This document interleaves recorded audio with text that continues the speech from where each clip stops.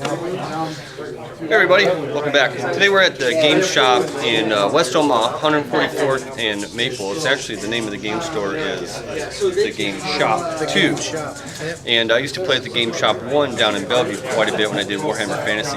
I'm here today with Bill Harvat, correct? Yep. Harvat. Bill close enough. Bill jumped into our little kind of like demo game we played here a couple weeks back, and he has jumped in with both feet, from what I can tell, running into the bolt action. Bill, what's your background in Warhammer or miniature gaming in general? Well, Warhammer was the first one, and then Fantasy or 40K? Both actually, Fantasy and 40K, and then I kind of moved on to, I played Flames of War, I play Kings of War extensively now. I also play Bolt Action and Infinity, so I play just about everything. Yeah. So when you started getting into Bolt Action, what's the difference that you see in this game compared to other games that you play? Well, for one, I really like the dice order system. Yeah. I think that the randomization of that is really unique and a lot of fun. I also think that the attention to detail with terrain is a lot of fun. That's kind of a similarity it has with Infinity, except for instead of lots of sci-fi terrain, you've got lots of World War II historical terrain, which is a lot of fun.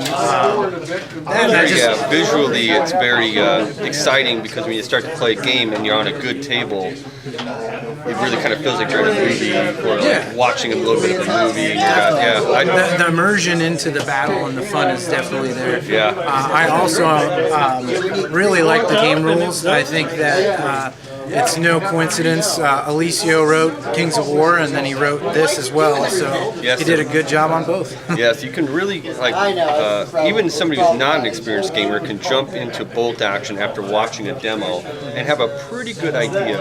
All the armies are generically kind of even with a few nuances, so if you want to play Soviets and you show up at a game event, you've got a pretty good idea what you're playing against. I really like that. You don't have multiple rule sets of different books and the combos, and there's none of that hijinks that come with other game systems.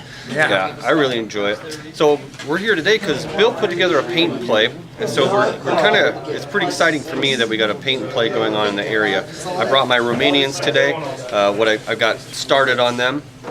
And so he's kind of putting these paint and play. Today's the first event of the paint and play. They did kind of an open last week. I wasn't able to make it. Yeah. And then we're going to start putting the 250 points a week painted and show them off a little bit. I know Bill's been working on his quite a bit. We've got another player here, Tim, and then John Stanley, who you guys have probably seen in a couple of videos, is here tonight. So I'm pretty excited about that. And then Ryan Carlson's got a 750 point tournament coming up at December 10th that we're all kind of making our list and testing them and trying them, and maybe gearing up to go to that, which would be fun. So I really like the game store here has really kind of put their hand out and invited us in. It's good for the community and good for everyone. So absolutely. Hopefully we'll get some new players that might want to jump in with us. Yeah, and that's the thing. If you are in the Omaha area and you want to come by and play a game, it doesn't matter if you started the paint and play or not in the beginning or not. You can bring a 750 point list. That's what I love about miniature gaming, is you show your miniatures off, you just play a little pickup game or what have you, test your list against somebody else. Like today I'm going to have a hard time against Stanley's list that he was talking about, if he's running that one with the 2 tanks. That looks completely different, so I don't know what he's bringing. I actually don't think our first 250 points isn't even due until mid-December. So, okay, good, because I don't have anything finished yet.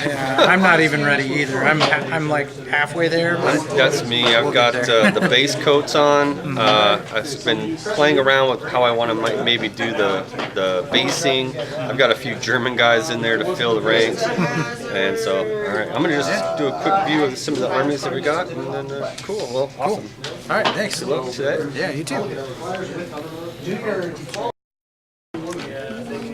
Hey, Tim. Just doing a little. What are you running today? This is Tim, everybody. Nice to meet you. Tim's new. He's like, he's in his own thing, putting his army together. What are you working on? Soviets. This will be actually my second official game. Second official game. Perfect. It's very exciting. Bill ran me through a 600-point game, and I immediately bought the Soviets. Awesome. Yeah. Very nice. Do you have a history of playing miniature gaming? Played Kings of War, a little bit of War Machines, a little bit of Hordes, and that's it. Okay, so you've been kind of dabbling a little bit. Yeah, I've been very into Kings of War for the last couple of years. This, more historical. Yeah, that's something new. Yeah, I love. With people who aren't in the gaming, actually, I can kind of talk about this game system because everyone's familiar with World War II. Sure. Guys in general, tanks and things, and war movies and stuff. So I enjoy being able to talk to my father-in-law about this stuff without him looking at me sideways about, a Griffin. He don't know about a Griffin, but a T-34, he knows what a T-34 is. All right, he's going up against Bill today. They got a little grudge match set up. He's been working on some FJ. Oh yeah, they're getting there. Yes. Not ready yet, but Did you just start using an airbrush? Or? I've had one for a while. This is the first time I've actually used one to do more than base coating, though. Yeah. So I tried to do some fun camo stuff with it, and I think it turned out pretty cool. I think so too. Yeah. So Very cool. All right. Well, good luck today, guys. thanks. And let's see. We should probably do a scenario. All right. Here's my Romanian list. I'll go over that real quick before I start my game with John. Hey, John. Here's my list. I'll go over it with you at the same time I do the video.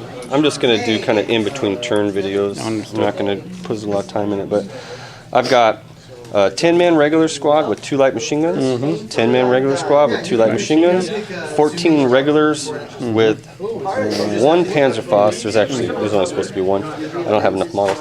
And 4 submachine guns. So they're all full strength squads. And then I've got a heavy anti-tank gun, which was free for my list. Yep. I have a sniper. This is an artillery tractor. Yeah, inexperienced, just to tow that if I have to. Yep. Medium machine gun, which their medium machine guns get the German buzzsaw rule. Yep. Medium mortar with a spotter. Light artillery with a spotter. That's the 75? That's the light, yeah. The light. Yeah, the light. And then, so two 2-inch templates. That's a medium, that's a light. And then I got a lieutenant. The plus 2 regular. That's what I got. All right. What are you running? What I'm running is a Soviet late war Sturm Chekhovi, which is assault infantry. This is the inexperienced squad. Okay. They can turn, they're green, so they can turn regulars if the right thing happens. Right. Each one of these squads is a Soviet assault section. Each one has a Panzerfaust. There's no light machine guns. It's rifles and submachine guns for getting up close and dirty. And I have 2 anti-tank dedicated teams. Okay. And there's my lieutenant with the blue hat. So in your squads, you have 1, 2, 3, 4, 5, 6. 6. Yep. 6-man squads. And they have tough fighters? Yep. Okay. So everyone's got the extra attack and close combat. Yep. That's why I designed them specifically for Soviet close. This would be interesting because I took that 14-man regular thinking with the new rules, 14 guys, and I've got 4 submachine guns in there. We'll see how it goes. Again, a lot of it is, the more barrels pointing down range, the more pins you That's put down kind of range. what I'm just trying to shoot, and I don't know what else. I just took a list, and I thought, it's pretty broadband. When you first were going to play, I thought you were going to have 2 tanks. I was like, oh boy, I'm going to be in trouble because I have 1 Panzerfaust and 1 heavy anti-tank gun. Again, I thought about it, but this would be more my tournament rule because I also understand more dice, more Gives you initiative. more versatility. Yeah, versatility. Instead of having 8 dice, now I got a whole bunch. Yeah, I've got 10 dice, with one of them being a truck. Well, if we have time, maybe later I'll just try. Again, the tank riders have the vests on and they're veterans, so it takes a 6 to kill. Yeah, just got to get them off the tank and stay away from them. Yep. They just walk up on you like Trudge along. tanks, and you can't. Yeah. All right.